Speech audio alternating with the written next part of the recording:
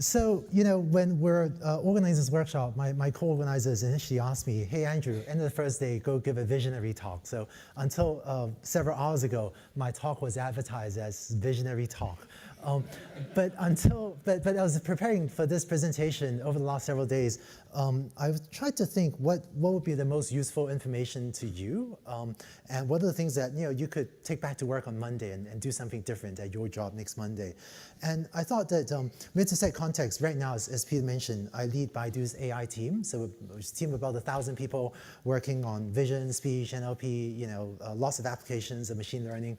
And so what I thought I'd do instead is, instead of taking the shiniest pieces of deep learning that I know, I want to take the lessons that I saw at Baidu that are common to so many different academic areas, as well as applications, autonomous cars, augmented reality, advertising, web search, medical diagnosis. We take what I saw, the common lessons, the simple, powerful ideas that I've seen help drive a lot of machine learning progress at Baidu.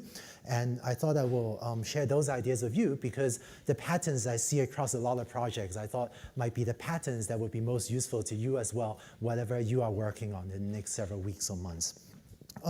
So one common theme that will appear in this presentation today is that the workflow of organizing machine learning projects feels like parts of it are changing in the era of deep learning. So for example, one of the ideas I'll talk about is bias variance. It's a super old idea, right? And then, many of you, maybe all of you have heard of bias and variance. But in the era of deep learning, I feel like there have been some changes to the way we think about bias and variance. So I want to talk about some of these ideas, which maybe aren't even deep learning per se, but have been slowly shifting as we apply deep learning to more and more of our applications. Okay. Oh, and instead of holding all your questions until the end, if you have a question in the middle, feel free to raise your hand as well. I'm very happy to take questions in the middle, since this is a more maybe informal whiteboard talk. Right? Oh, and also, say hi to all home viewers. Hi. All right. So, one question that I still get asked sometimes is, and kind of Andre alluded to this earlier, a lot of the basic ideas of deep learning have been around for decades. So why are they taking off just now, right? Why is it that deep learning, these neural networks that we've all known for maybe decades, why are they working so well now? So I think that the one biggest trend in deep learning is scale, that scale drives deep learning progress. I think Andre mentioned scale of data and scale of computation. And I'll just draw a picture that illustrates that concept maybe a little bit more. Right? So if I plot a figure where on the horizontal axis, I plot the amount of data we have for a problem. And on the vertical axis, we plot performance. Right? So x-axis is the amount of spam data you've collected. Y-axis is how accurately can you classify spam. Then if you apply traditional learning algorithms, right, what we found was that the performance often looks like it starts to plateau after a while. It was as if the older generations of learning algorithms, including support vector, logistic regression, SVMs, was as if they didn't know what to do with all the data that we finally had. And what happened kind of over the last 20 years, last 10 years, was with the rise of the internet, rise of mobile, rise of IoT, whereas the society sort of marched to the right of this curve, right, for many problems, not all problems. And so with all the buzz and all the hype about deep learning, in my opinion, the #1 reason that deep learning algorithms work so well is that if you train what we call a small neural net, maybe you get slightly better performance. If you train a medium-sized neural net, right, maybe you get even better performance. And it's only if you train a large neural net that you could train a model with the capacity to absorb all this data that we don't have access to that allows you to get the best possible performance. And so I feel like this is a trend that we're seeing in many verticals, in many application areas. Couple comments. One is that actually when I draw this picture, some people ask me, well, does this mean a small neural net always dominates a traditional learning algorithm? And the answer is not really. Technically, if you look at the small data regime, if you look at the left end of this plot, right, The relative ordering of these algorithms is not that well defined. It depends on who's more motivated to engineer the features better, right? So if the SVM guy is more motivated to spend more time engineering features, they might beat out the neural network application. But because when you don't have much data, a lot of the knowledge of the algorithm comes from hand engineering, right? But this trend is much more evident in the regime of big data where you just can't hand engineer enough features. And the large neural net combined with a lot of data tends to outperform. So a couple of comments.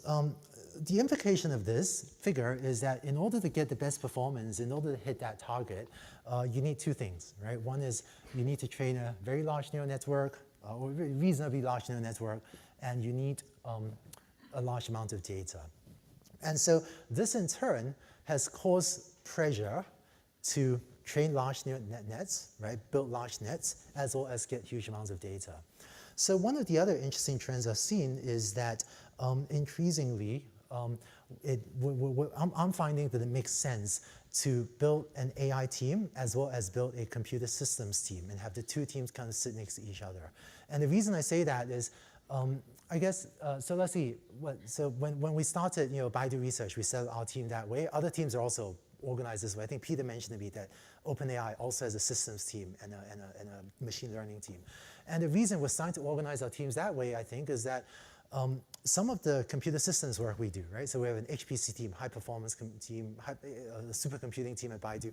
Some of the extremely specialized knowledge in HPC is just incredibly difficult for an AI researcher to learn, right? Some people are super smart. Maybe Jeff Dean is smart enough to learn everything, but it's just difficult for any one human to be sufficiently expert in HPC and sufficiently expert in machine learning. And so we've been finding, and Shubo, actually, one of the co-organizers, is on our HPC team.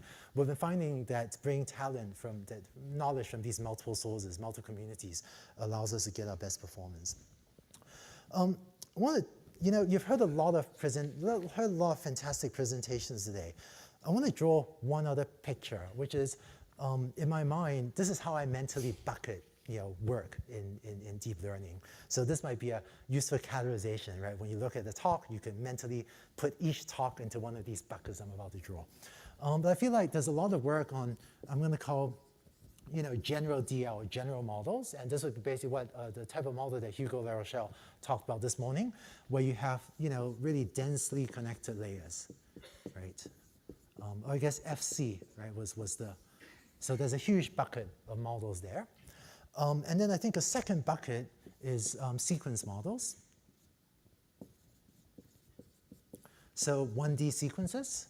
And this is where I would bucket a lot of the work on RNNs, LSTMs, right, GRUs, some of the attention models, which I guess probably Yosha Ren will talk about tomorrow, or maybe others, maybe Quark as well, I'm not sure, right? But so the 1D sequence models is another huge bucket. The third bucket is the image models. This is really 2D and maybe sometimes 3D, but this is where I would tend to bucket all the work of CNNs, convolutional nets. And then in my mental bucket, then there's a fourth one, which is the other, right? And this includes unsupervised learning, the reinforcement learning, right, as well as lots of other creative ideas being explored in literature. And I still find slow feature analysis, sparse coding, ICA, various models kind of in the other category, super exciting. So it turns out that if you look across industry today, almost all the value today is driven by these three buckets, right? So what I mean is those three buckets of algorithms are driving, causing us to have much better products, right? Or monetizing very well. It's just incredibly useful for lots of things. In some ways, I think this bucket might be the future of AI, right? So I find unsupervised learning especially super exciting. So I'm actually super excited about this as well. Although I think that if on Monday you have a job and you're trying to build a product or whatever, the chance of you using something from one of these three buckets will be highest. But I definitely encourage you to contribute to research here as well, right? So I said that trend one, the major trend one of deep learning is scale. This is what I would say is maybe major trend two of two trends. This is not going to go on forever, right? I feel major trend two is the rise of end-to-end deep learning for rich, especially for rich outputs. And so end-to-end deep learning, I'll say a little bit more in a second exactly what I mean by that. But the examples I'm going to talk about are all from one of these three buckets, right? General DL, sequence models, image 2D, 3D models. But let's see, it's best illustrated with a few examples.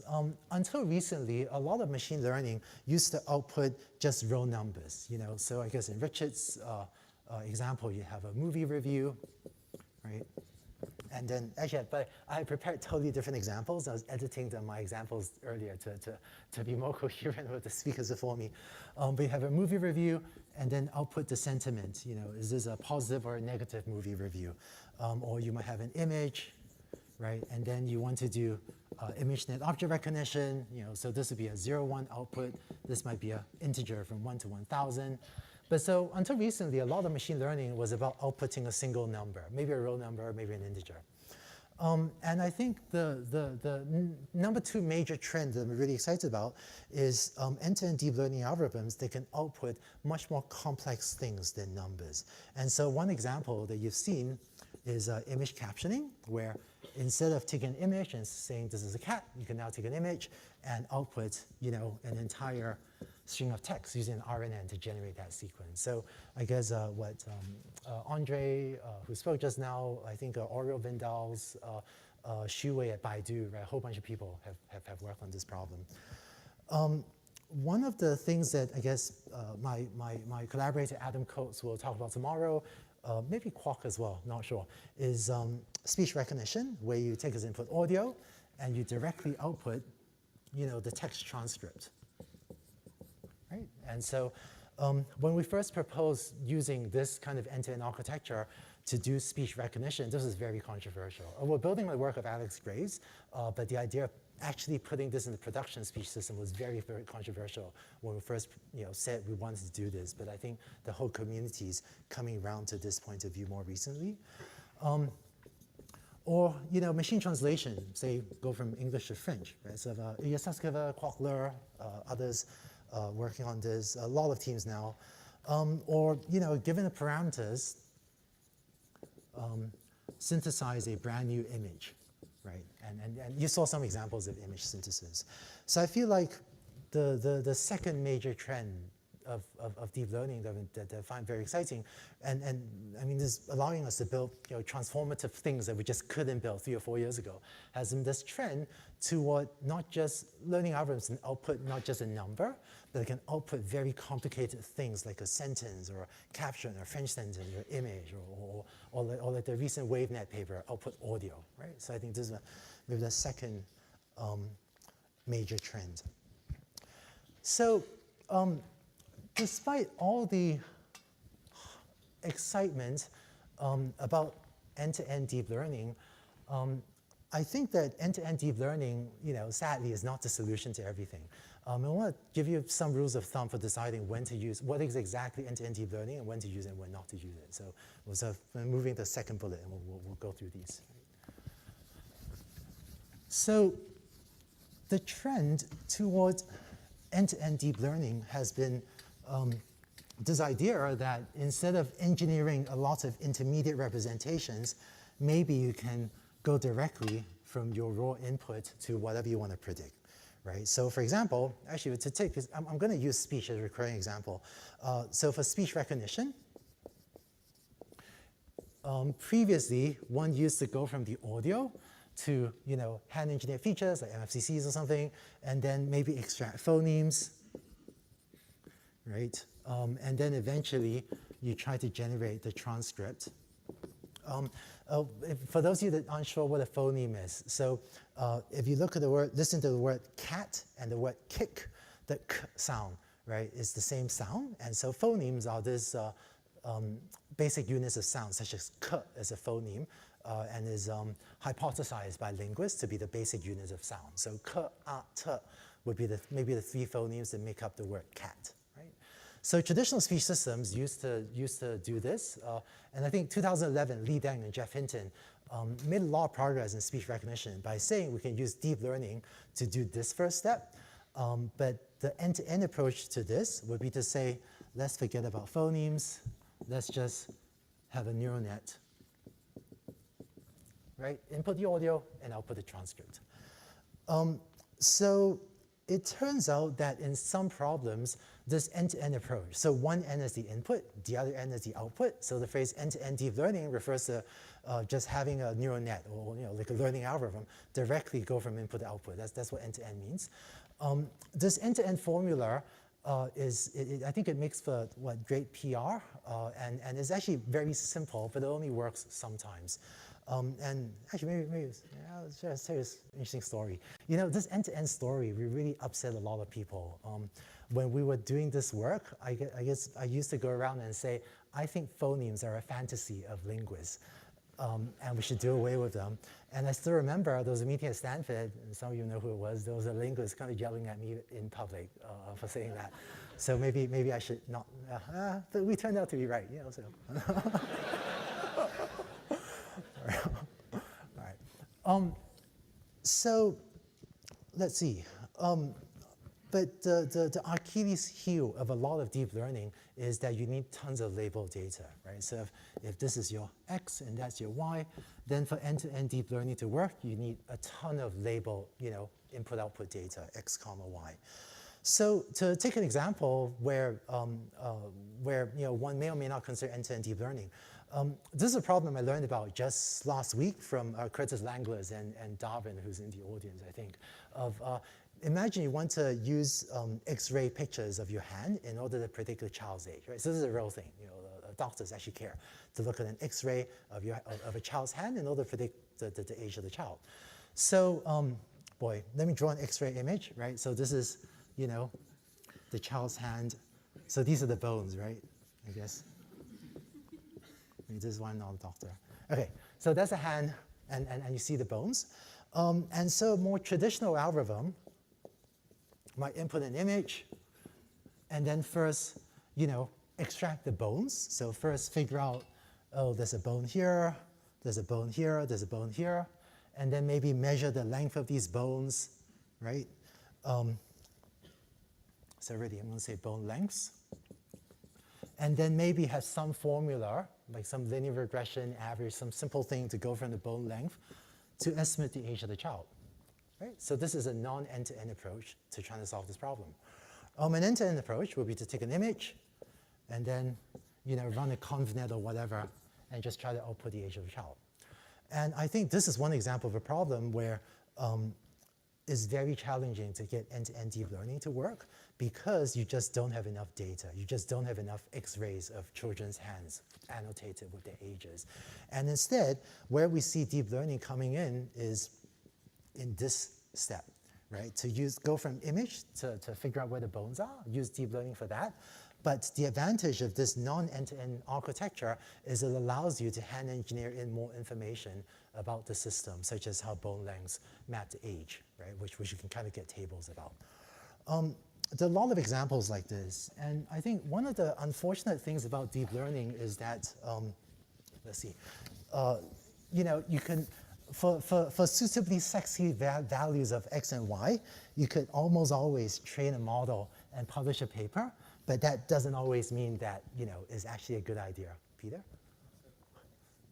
Maybe it's the definition of end-to-end, but you could in principle people are in the front part knowing what's coming later. I see, yeah. I see, yeah.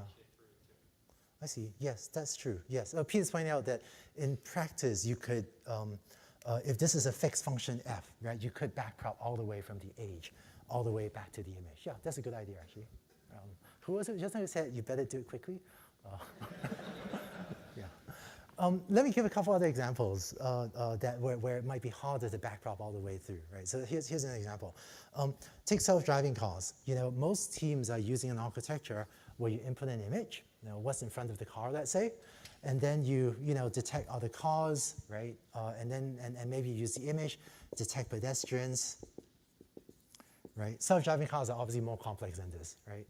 But then now that you know where the other cars and where the pedestrians are relative to your car, you then have a planning algorithm to then come up with a trajectory, right? And then now that you know what's the trajectory that you want your car to drive through, you could then compute the steering direction, right? Let's say. And so this is actually the architecture that most self-driving car teams are using. And there have been interesting approaches to say, well, I'm going to input an image, and I'll put a steering direction, right? And I think this is an example of where, at least with today's data technology, I'd be very cautious about this second approach. And I think if you have enough data, the second approach will work. And you could even prove a theorem showing that it will work, I think. But I don't know that anyone today has enough data to make the second approach really, really work well, right? And I think kind of Peter made a great comment just now. And I think some of these components will be incredibly complicated. Like this could be a path plan of explicit search, and you could actually design a really complicated path plan and generate the trajectory. And your ability to hand code that still has a lot of value, right? So this is one thing to watch out for. I have seen project teams say, I can get X, I can get Y, I'm going to train deep learning. But unless you actually have the data, some of these things make for great demos if you cherry pick the examples, but it can be challenging to get to work at scale. I should say for self-driving cars, this debate is still open. I'm cautious about this. I don't think this will necessarily fail. I just think the data needed to do this will be really immense. So I'd be very cautious about it and right now. But it might work if you have enough data. One of the themes that comes up in machine learning, or really, if you're working on a machine learning project, one thing that will often come up is you will,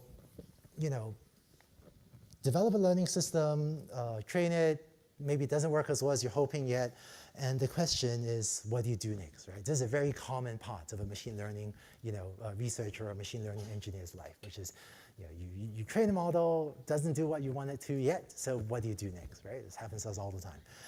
And you face a lot of choices. You could collect more data, maybe you want to train it longer, maybe you want a different neural network architecture, maybe you want to try regularization, maybe a bigger model, throw in some more GPUs. So you have a lot of decisions. And I think that a lot of the skill of a machine learning researcher or machine learning engineer is knowing how to make these decisions, right? And the difference in performance and whether do you train a bigger model or do you try regularization, your skill at picking these decisions will have a huge impact on how rapidly you can make progress on an actual machine learning problem. So I want to talk a bit about bias and variance, since that's one of the most basic concepts in machine learning, and I feel like it's evolving slightly in the era of deep learning. So to use as a motivating example, let's say the goal is to build a human-level speech system, right? Speech recognition system. Okay. So what we would typically do, especially in academia, is we'll get a data set. Here's my data set with a lot of examples, and then we shuffle it, and we randomly split it into 70-30 train tests, or maybe 70% train, 15% dev, and 15% test, right? And some people use the term validation set, but I'm just going to use the dev set, or it stands for development set. It means the same thing as validation set. Okay, so it's pretty common. And so what I encourage you to do, if you aren't already, is to measure the following things. Human level error. So let me illustrate an example. Let's say that on your on your dev set, human level error is 1% error. Let's say that your training set error is 5%, and let's say that your dev set error, really, right? Dev set is a proxy for test set, except you tune to the dev set, right? Is 6% error. Okay, so this is one of the most basics, this is really a step in developing your learning algorithm that I encourage you to do if you aren't already, to figure out what are these three numbers. Because these three numbers really helps in terms of telling you what to do next. So in this example, you see that you're doing much worse than human level performance. And so you see that there's a huge gap here from 1% to 5%. And I'm going to call this, right, the bias of your learning algorithm. And for the statisticians in the room, I'm using the terms bias and variance informally, and it doesn't correspond exactly to the way they're defined in textbooks. But I find these useful concepts for deciding how to make progress on your problem. And so I would say that in this example, you have a high bias classifier. You try training a bigger model, or maybe try training longer. We'll come back to this in a second.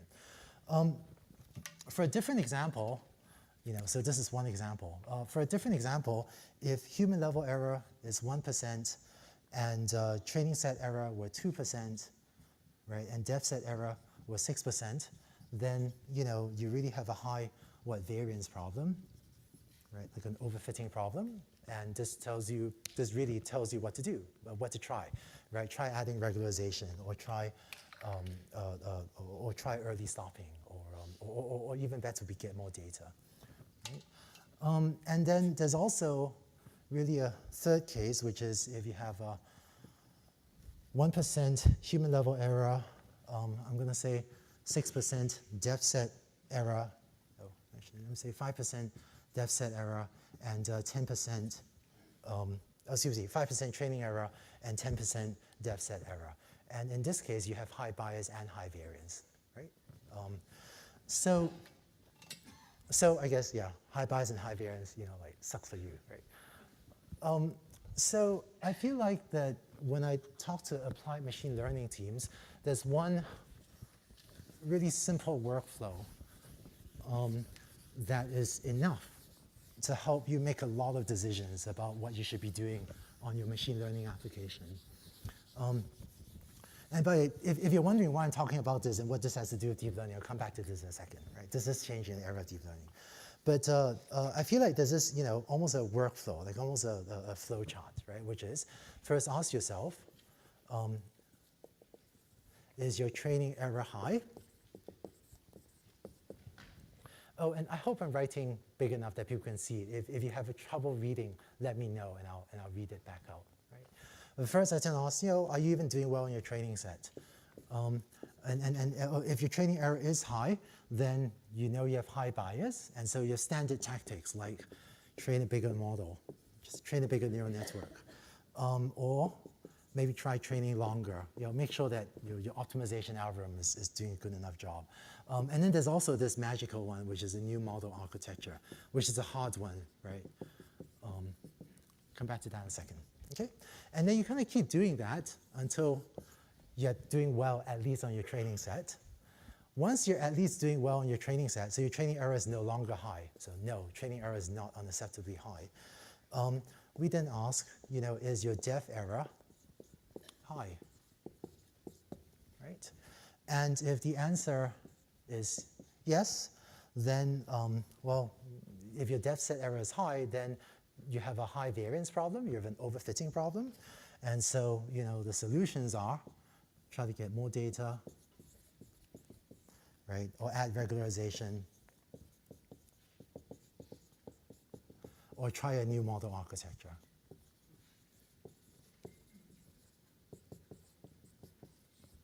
Right? And then and you kind of keep doing this until your depth set error I guess until both you're doing well on your training set and on your depth set, and then hopefully, right, you're done. So I think one of the nice things about this era of deep learning is that no matter where you're stuck, with modern deep learning tools, we have a clear path for making progress in a way that was not true, or at least was much less true in the era before deep learning, which is, in particular, no matter what your problem is, overfitting or underfitting, really high bias or high variance, or maybe both, right? You always have at least one action you can take, which is bigger model or more data. So you could, in the deep learning era, relative to say the logistic regression era, the SVM era, it feels like we more often have a way out of whatever problem we're stuck in. And so I feel like these days people talk less about bias variance trade-off. You might have heard that term, bias variance trade-off, underfitting versus overfitting. And the reason we talked a lot about that in the past was because a lot of the moves available to us, like tuning regularization, that really traded off bias and variance. So it was like a zero-sum thing, right? And you could improve one, but that makes the other one worse. But in the era of deep learning, really one of the reasons I think deep learning has been so powerful is that the coupling between bias and variance can be weaker, and we now have tools, we now have better tools to reduce bias without increasing variance or reduce variance without increasing bias. And really the big one is really you can always train a bigger model, bigger neural network in a way that was harder to do when you're training logistic regression. You have to come up with more and more features, right? So that was just harder to do. So let's see. One of the, and I'm going to add more to this diagram at the bottom in a second, okay? One of the effects of and by the way, I've been surprised. I mean, honestly, this new model architecture, that's really hard, right? It takes a lot of experience, but even if you aren't super experienced with a variety of deep learning models, the things in the blue boxes, you can often do those, and that will drive a lot of progress, right? But if you have experience with how to tune a ConvNet versus a ResNet versus whatever, by all means try those things as well. Definitely encourage you to keep mastering those as well. But this dumb formula of more data, bigger model, more data is enough to do very well on a lot of problems. Right? So let's see. So bigger model puts pressure on systems, which is why we have a high performance computing team. More data has led to another interesting set of investments. So with I guess a lot of us have always had this insatiable hunger for data. We use crowdsourcing for labeling. We try to come up with all sorts of clever ways to get data. One area that I'm seeing more and more activity in, right? It feels a little bit nascent, but I'm seeing a lot of activity in is automatic data synthesis, right? Let's see. And so here's what I mean.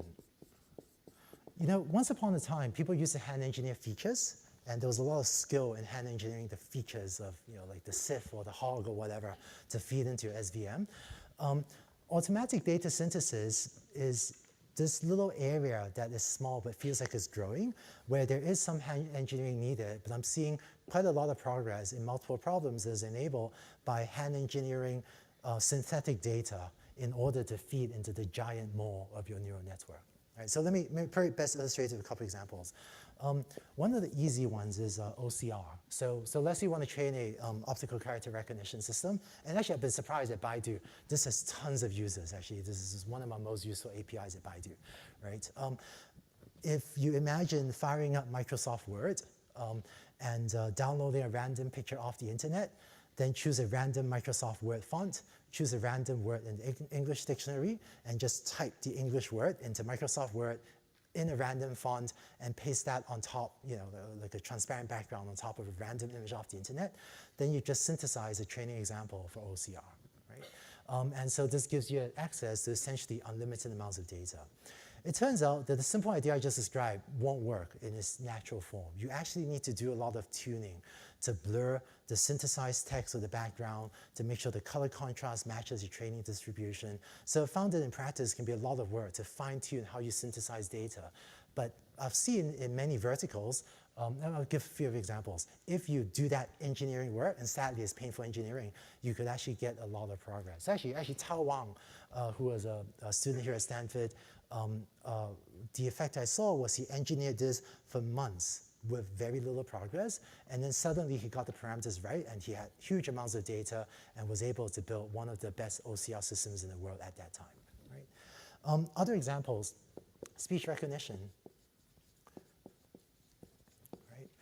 One of the most powerful ideas for building an effective speech system is if you take clean audio, like a clean, relatively noiseless audio, and take random background sounds and just synthesize what that person's voice would sound like in the presence of that background noise, right? And this turns out to work remarkably well. So if you record a lot of car noise, what the inside of your car sounds like, and record a lot of clean audio of someone speaking in a quiet environment, the mathematical operation is actually addition, it's superposition of sound, but you basically add the two waveforms together, and then you get an audio clip that sounds like that person talking in the car, and you feed this to your learning algorithm.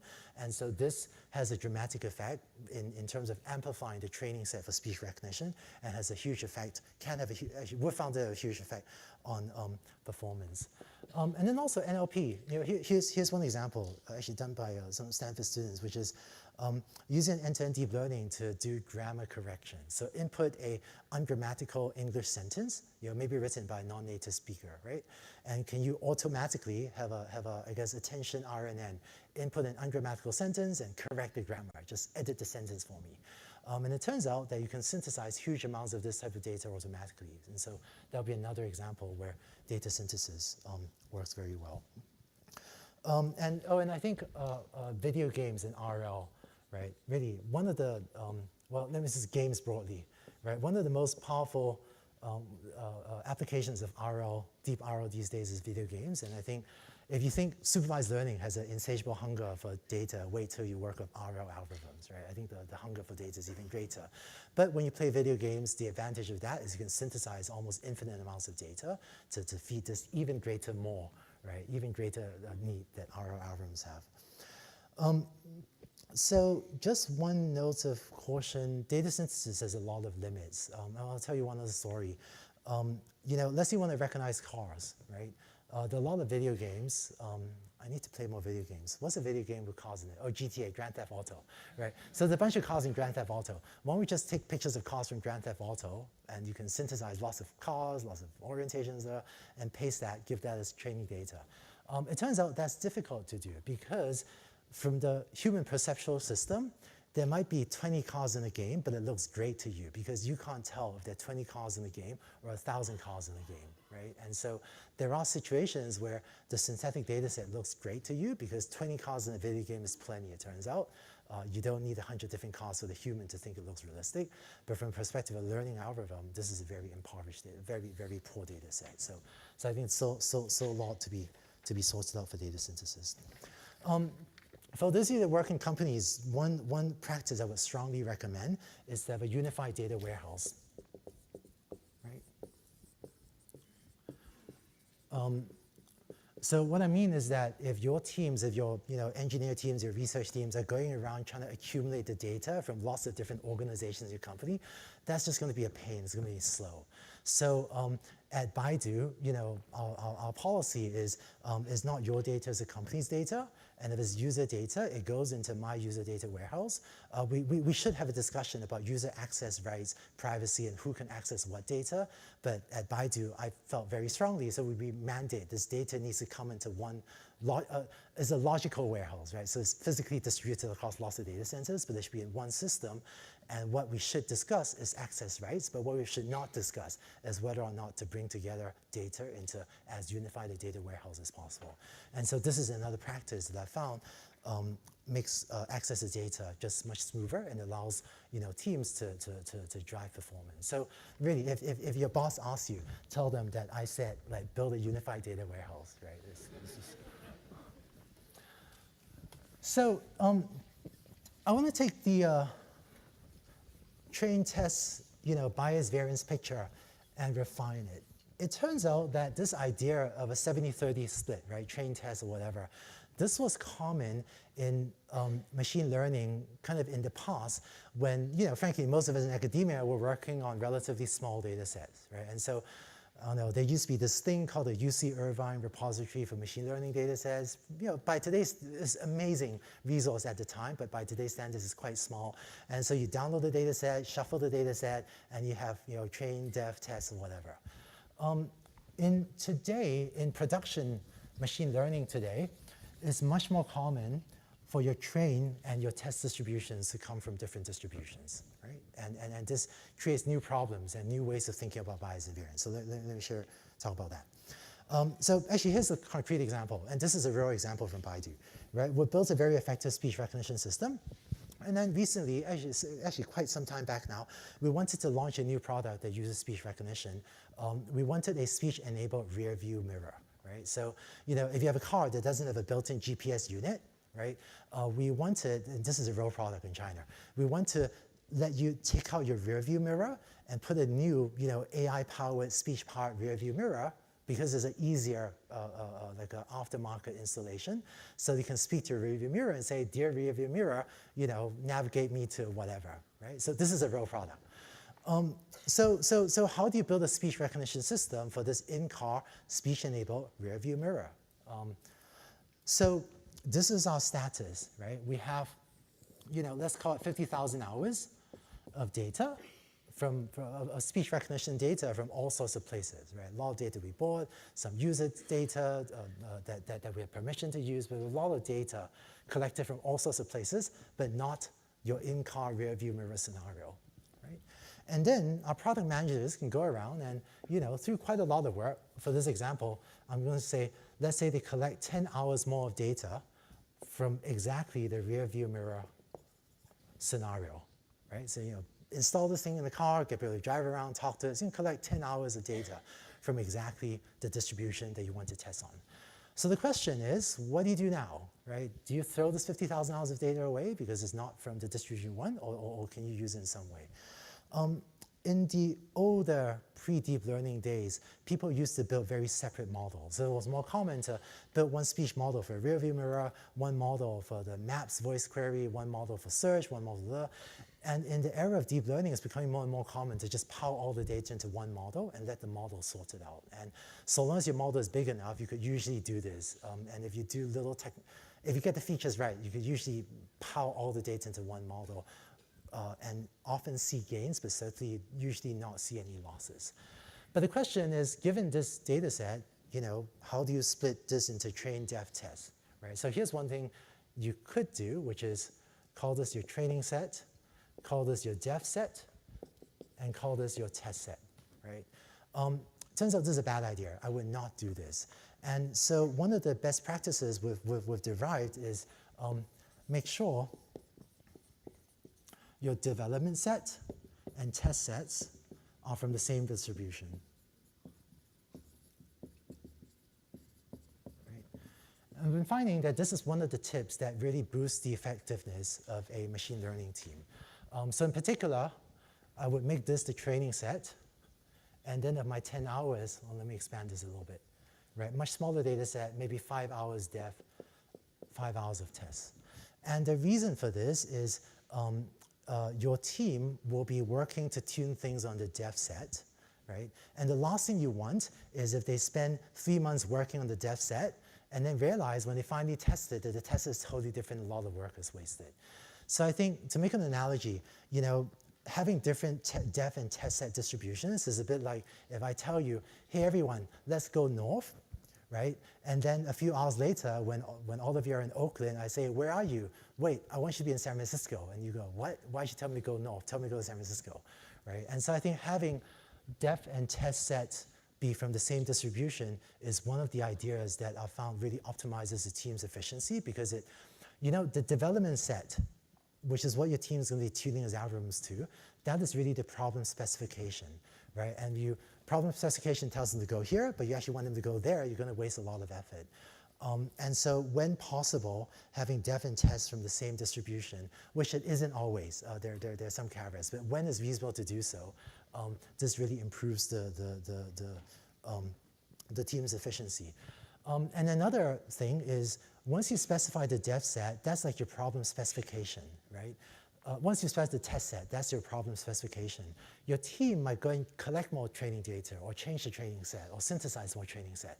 But you shouldn't change the test set if the test set is your problem specification, right? So in practice, what I actually recommend is splitting your training set as follows. Your training set, carve out a small part of this. Let me just say 20 hours of data to form, I'm going to call this the training def set, train-def set. There's basically a development set that's from the same distribution as your training set. And then you have your def set and your test set, right? So these are what you actually, from the distribution you actually care about. And these, you have a training set, 50,000 hours of all sorts of data, and maybe we aren't even entirely sure what data this is, but split off just a small part of this. So I guess this is now, what, 49980 hours and 20 hours.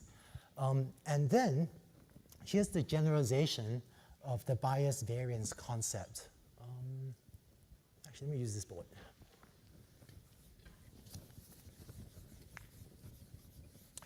But I have to say, the fact that training and test sets don't match is one of the problems that academia doesn't study much. There's some work on domain adaptation. There is some literature on it. But it turns out that when you train and test on different distributions, you know, sometimes it's just random. It's a little bit luck whether you generalize well to a totally different test set. So that's made it hard to study systematically, which is why I think academia has not studied this particular problem as much as I feel it is important to those of us building production systems. But there is some work, but no very widely deployed solutions yet would be my sense. But so I think our best practice is if you now generalize what I was describing just now to the following, which is measure human level performance, measure your training set performance, measure your training depth performance, measure your depth set performance, and measure your test set performance, right? So now you have kind of 5 numbers. So to take an example, let's say human level is 1% error. And I'm going to use very obvious examples for illustration. If your training set performance is 10%, you know, and this is 10.1%, right? 10.1%, you know, 10.2%, right? In this example, then it's quite clear that you have a huge gap between human level performance and training set performance, and so you have a huge bias, right? And so kind of use the bias fixing types of solutions. And then there's just one example I want to, and so I find that in machine learning, one of the most useful things is to look at the aggregate error of your system, which in this case, you know, is your depth set or your test set error, and then to break down the components to figure out how much of what error comes from where, so you know where to focus your attention. So this accumulation of errors, this difference here, this is maybe 9% bias, which is a lot, so I would work on the bias reduction techniques. This gap here, right, this is kind of really the variance. This gap here is due to your train test distribution mismatch. And this is overfitting of dev.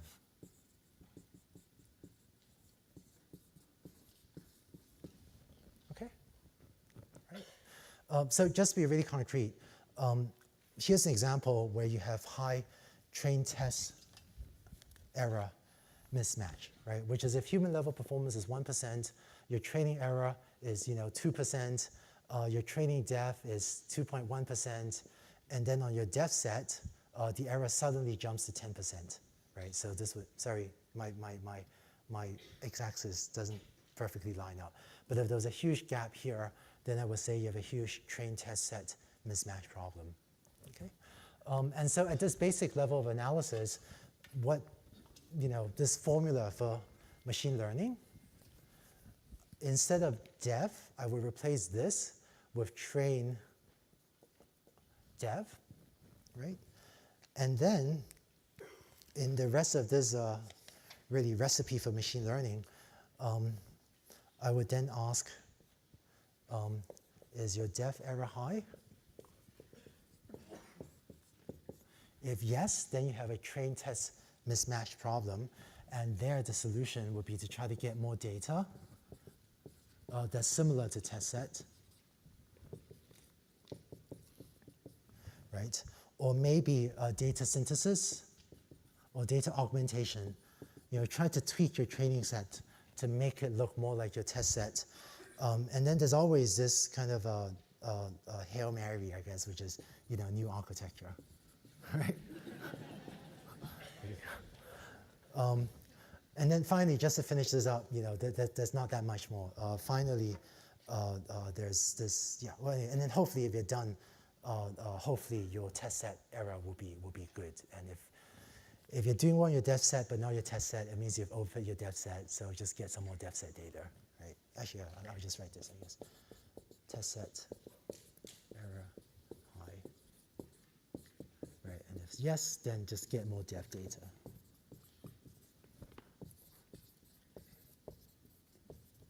Okay, and then done. Sorry if this is not too legible. What I wrote here is, if your depth set error is not high, but your test set error is high, it means you've overfit your depth set, so just get more test set, get more depth set data. Okay?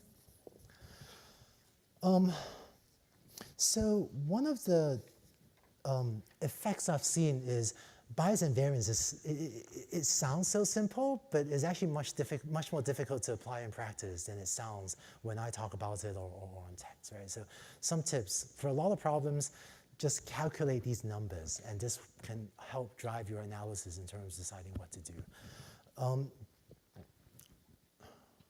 Yeah, and I find that it takes surprisingly long to really grok, to really understand bias and variance deeply. But I find that people that understand bias and variance deeply are often able to drive very rapid progress in machine learning applications, right? And I know it's much sexier to show you some cool new network architecture, and I don't know, and this really helps our teams make rapid progress on things.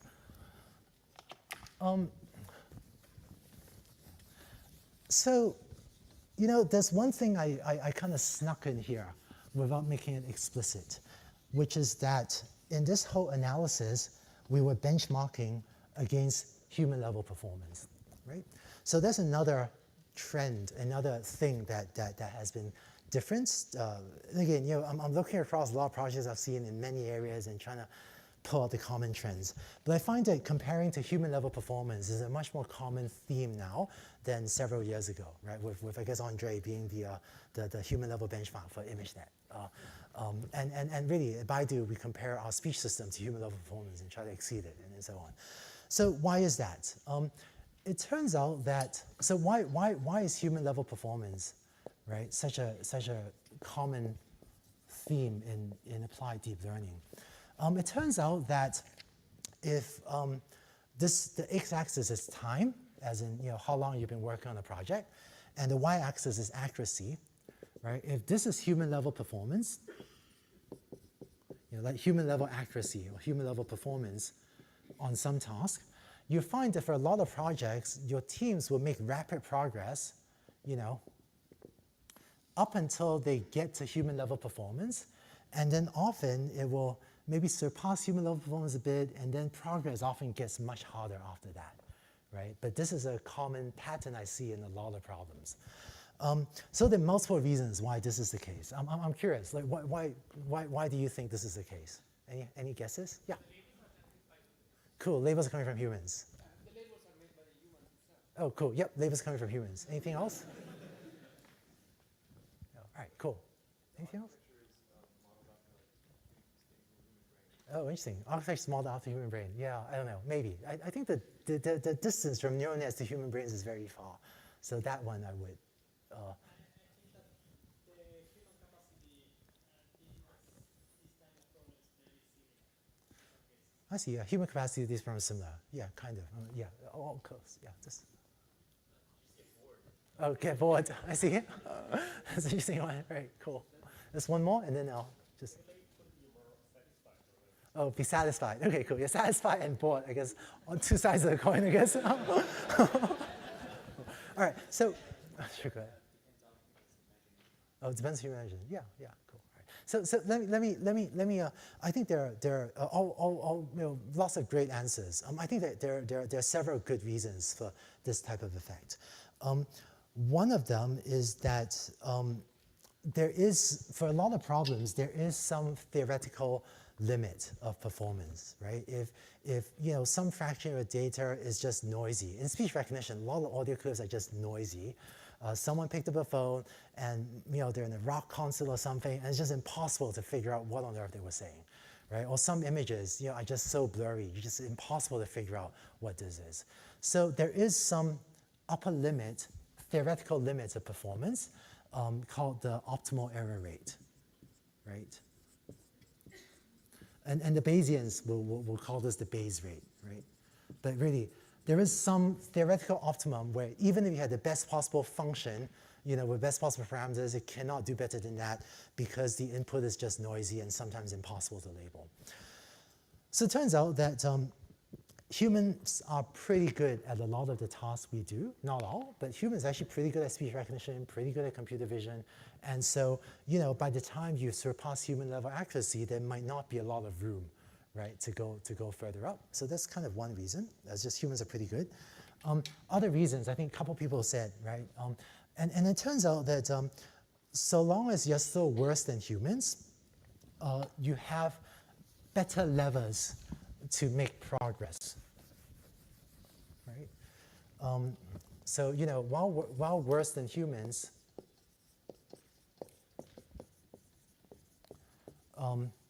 right, have good ways to make progress. And so some of those ways are, right, a couple of you mentioned this, you can get labels from humans.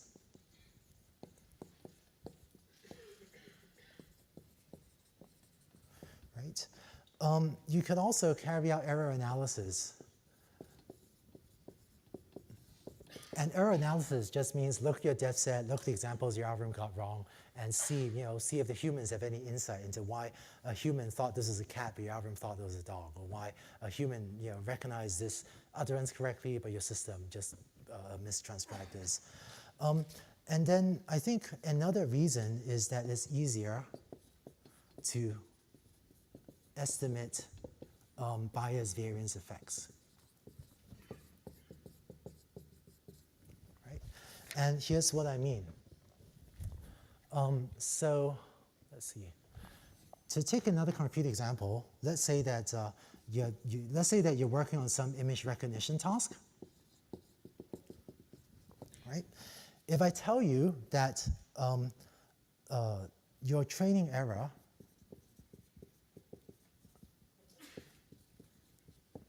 is 8%, and your depth error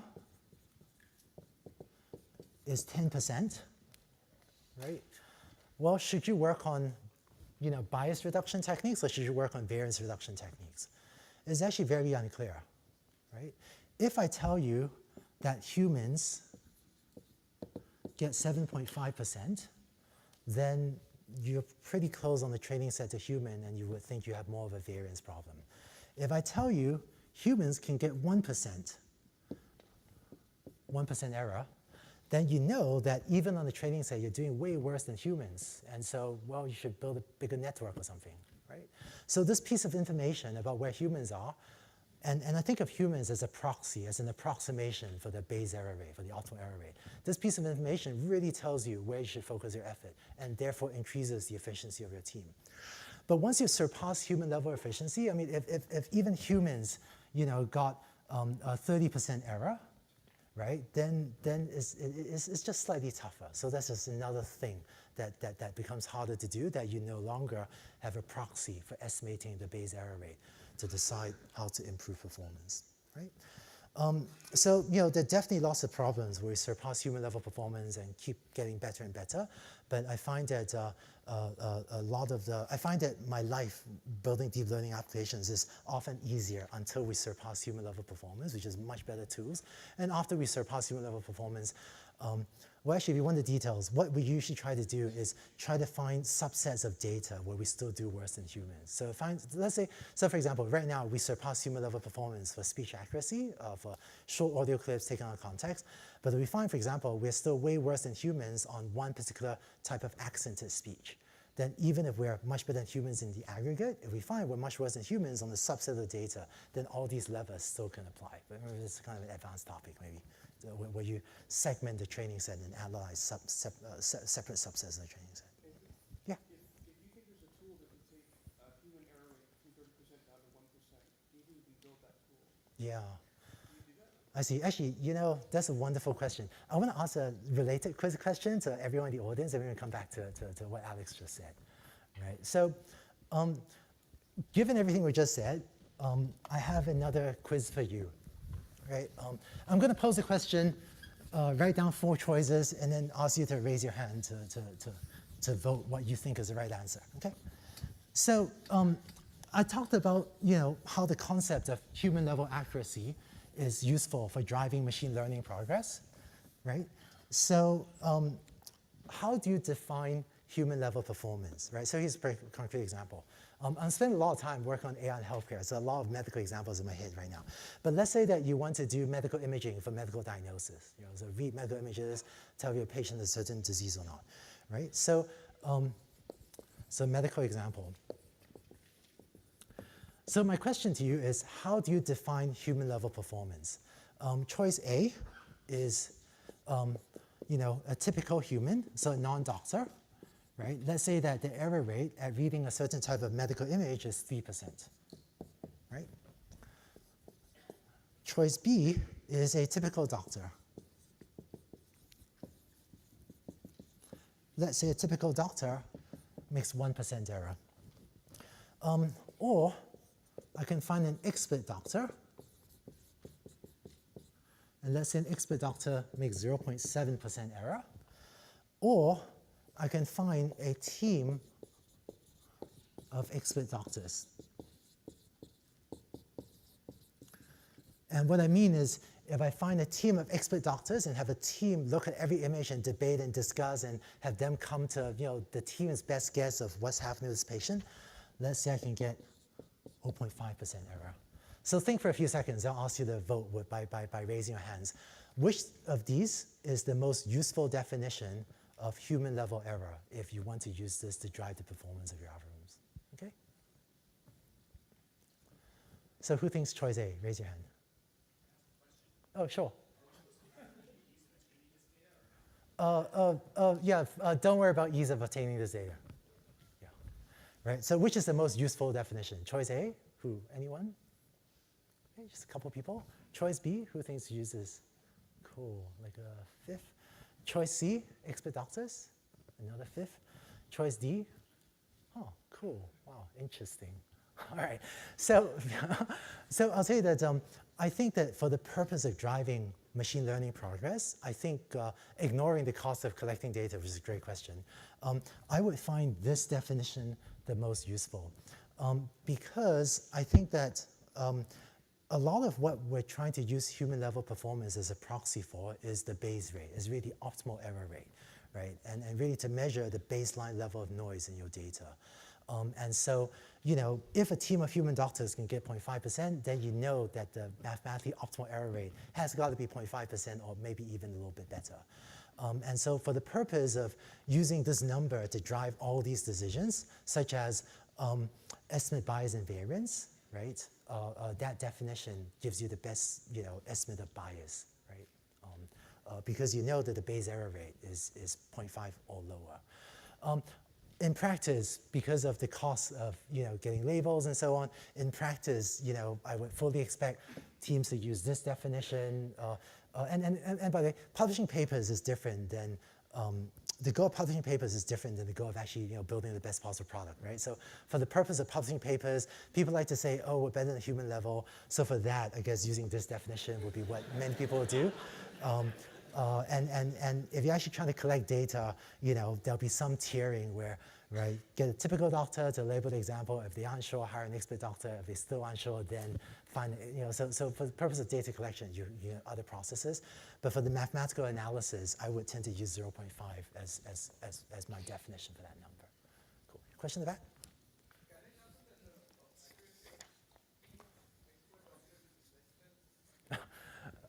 Oh, is it possible the team of expert doctors does worse than a single doctor? I don't know. I had to ask the doctors in the audience. I don't know. All right. All right. Just 2 more pages and I'll wrap up. So one of the reasons I think in the era of deep learning we refer to human level performance much more, frankly, is because for a lot of these tasks we are approaching human level performance, right? So when computer vision accuracy, when I guess maybe to continue this example, right? If when your training set accuracy in computer vision was 30% and your depth error was like 35%, then it didn't really matter if human level performance was 1% or 2% or 3%. It didn't affect your decision that much because you're just so clearly so far from Bayes' rate. But now, as really more and more deep learning systems are approaching human levels performance on a lot of these tasks, measuring human level performance actually gives you very useful information to drive decision making. And so honestly, for a lot of the teams I work with, when I meet with them, a very common piece of advice is please go and figure out what is human level performance, and then spend some time to have humans label and get that number, because that number is useful for driving some of these decisions. So just two last things, and then we'll finish. You know, one question I get asked a lot is, what can AI do? Really, what can deep learning do, right? And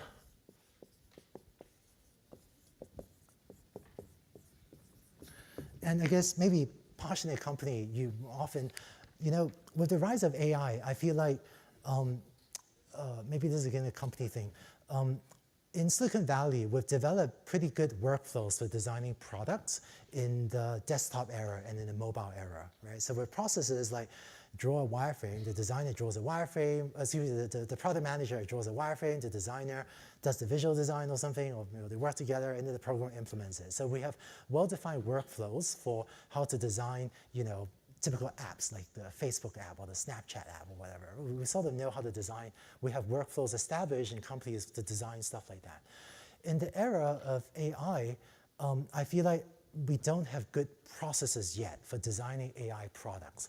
So for example, how should a product manager specify, I don't know, a self-driving car? Like how do you specify the product definition? Or how does a product manager specify what level of accuracy is needed for my cat detector? It's like so today in Silicon Valley, with AI working better and better, I find us inventing new processes in order to design AI product, right? Processes that really didn't exist before.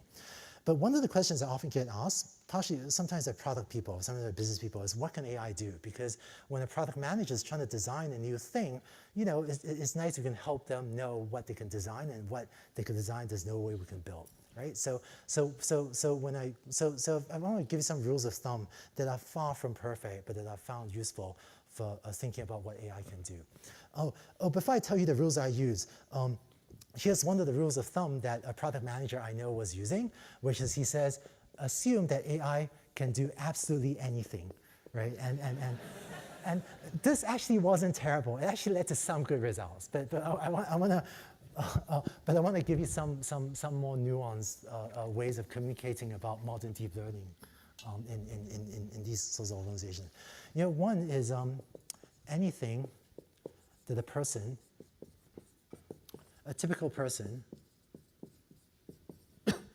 can do in less than 1 second, right? And I know this rule is far from perfect. There are a lot of counterexamples to this, but this is one of the rules I found useful, which is that if it's a task that a normal person can do with less than 1 second of thinking, there's a very good chance we could automate it with deep learning. So, given a picture, tell me if the face in this picture is smiling or frowning. You don't need to think for more than a second, so yes, we can build deep learning systems and do that really well, right? Or speech recognition, listen to this audio clip, what did they say? You don't need to think for that long, it's less than a second. So this is really a lot of the perception work in computer vision, speech, that deep learning is working on. This rule of thumb works less well for NLP, I think because humans just take time to read text, but we found right now at Baidu, we have a bunch of product managers looking around for tasks that humans can do in less than 1 second to try to automate them. So this has been highly thought, but still useful rule of thumb. Is the question?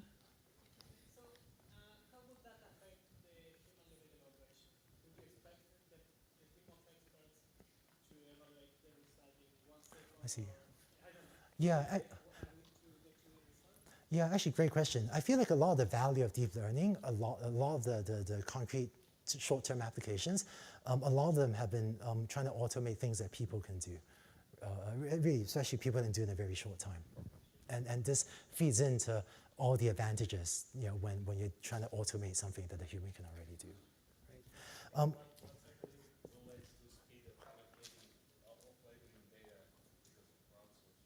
Oh, I see. Oh, that's an interesting observation. Oh, if a human can label in less than a second, you can get a lot of data. Yeah, that's an interesting observation. Cool. Yeah. Right. And then I think another one, the other huge bucket of deep learning applications that I've seen create tons of value is predicting outcome of the next in sequence of events, right? But so, if there's something that happens over and over, such as, maybe not super inspiring, we show a user an ad, right? That happens a lot.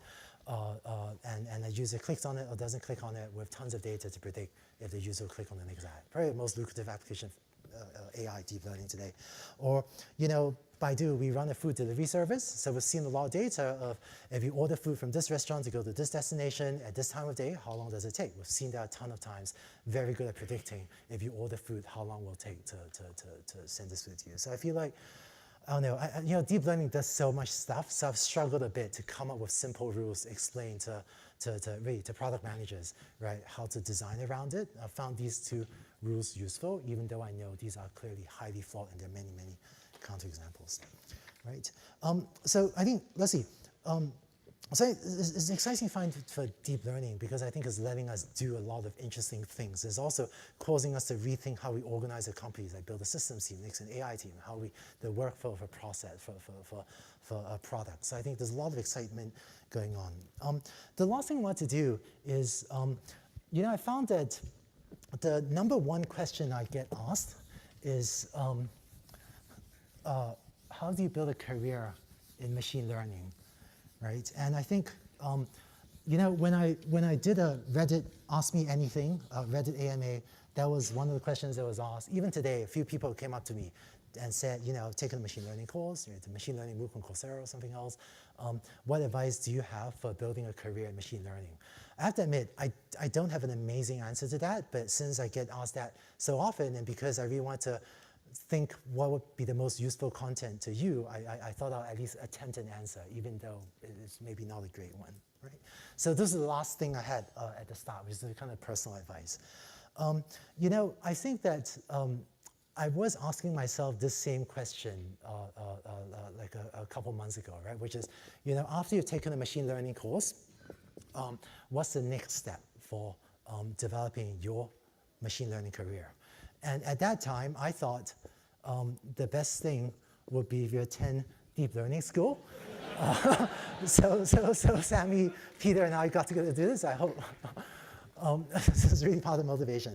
And then beyond that, right? What are the things that really help?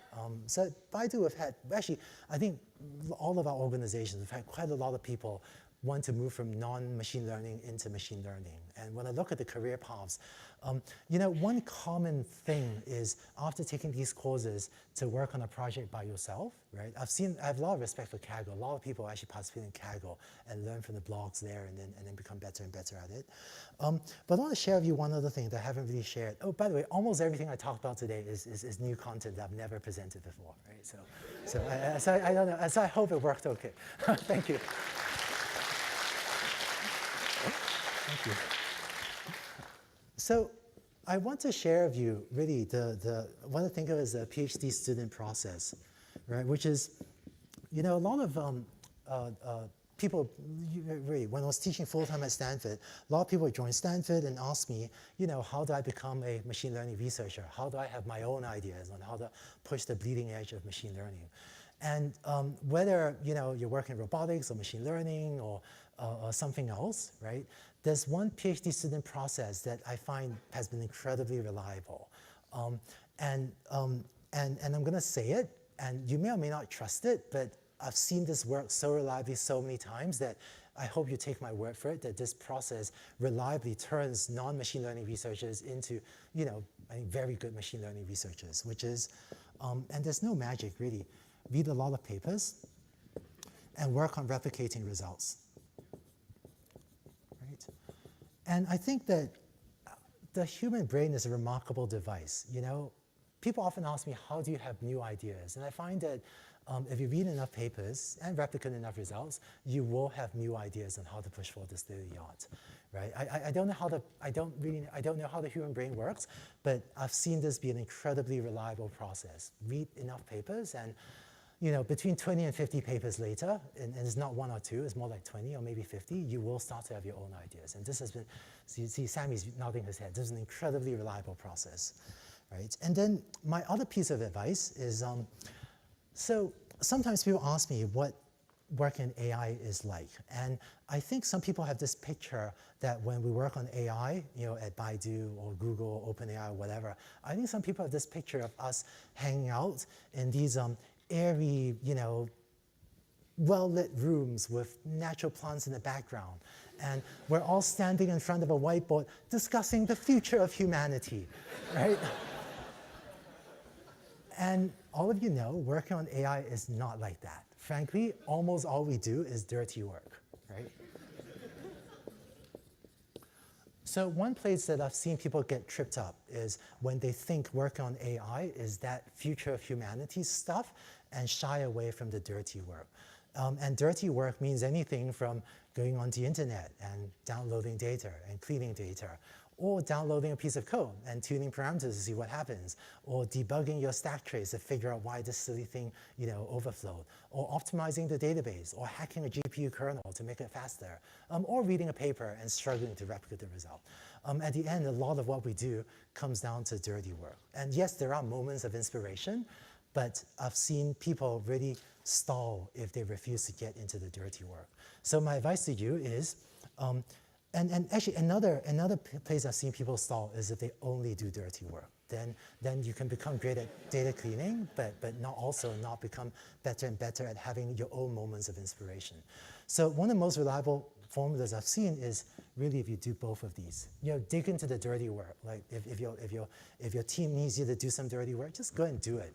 But in parallel, read a lot of papers. And I think the combination of these two is the most reliable formula I've seen for producing great researchers. Right? So I want to close with just one more story about this. And I guess some of you may have heard me talk about the Saturday story, right? But for those of you that want to advance your career in machine learning, next weekend you have a choice, right? Next weekend you can either stay at home and watch TV, or you could do this, right? And it turns out this is much harder, and there are no short-term rewards for doing this, right? If next weekend, I think this weekend you guys are all doing great. But next weekend, if you spend next weekend studying, reading papers, replicating results, there are no short-term rewards. If you go to work the following Monday, your boss doesn't know what you did, your peers didn't know what you did. No one's going to pat you on the back and say, good job, you spent all weekend studying. And realistically, after working really, really hard next weekend, you're not actually that much better. You're barely any better at your job. So there's pretty much no reward for working really, really hard all of next weekend. But I think the secret to advancing your career is this. If you do this not just for one weekend, but do this for weekend after weekend for a year, you will become really good at this. In fact, almost everyone I've worked with at Stanford that was close and became great at this, everyone, actually including me when I was a grad student, we all spent late nights, hunched over like a neural net, tuning hyperparameters, trying to figure out why it wasn't working. And it was that process of doing this not just one weekend, but weekend after weekend that allowed all of us really to our brains' neural networks to learn the patterns that taught us how to do this.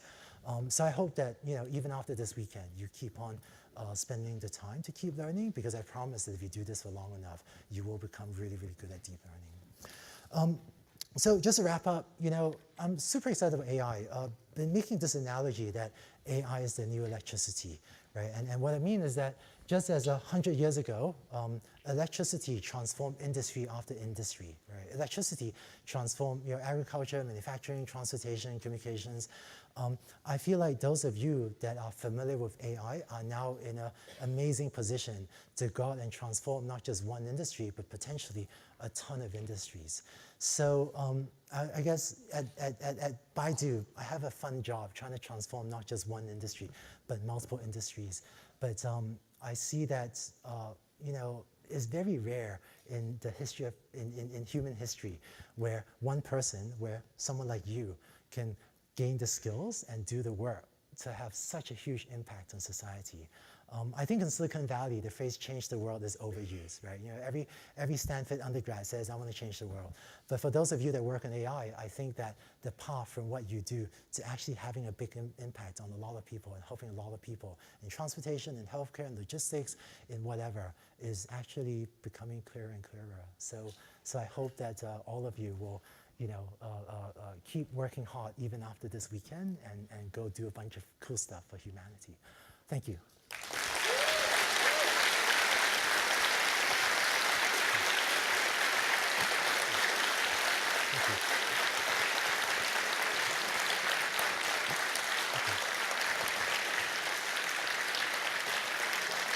Thank you. Thank you. Do we make any announcements, Shuvo? We're running super late, so I'll be around later if you. Okay, so let's break for today and look forward to seeing everyone tomorrow. Thank you.